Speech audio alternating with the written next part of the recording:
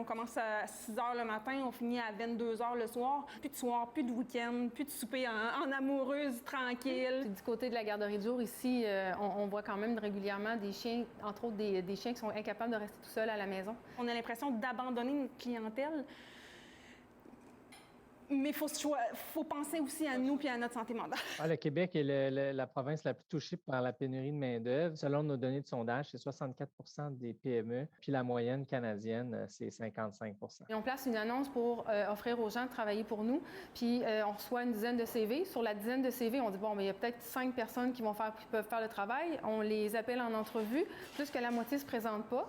Puis ceux qui se présentent, bien, finalement, c'est pas tout à fait ce qu'ils pensaient du travail. Québec, et pardonnez-moi mon anglicisme, c'est le Ground Zero.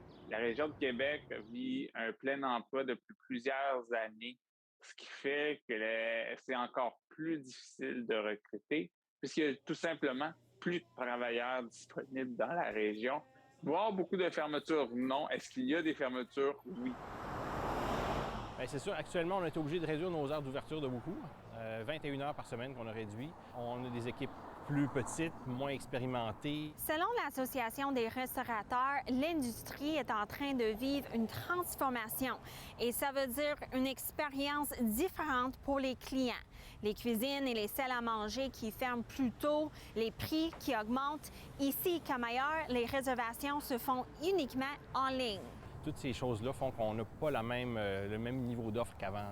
Et vous n'avez pas le même revenu, j'imagine. Évidemment, c'est sûr. On voit actuellement que la pénurie de main-d'œuvre, c'est pas quelque chose qui est gagnant pour personne, puis pas pour les dirigeants d'entreprise qui sont en train juste de se brûler, là.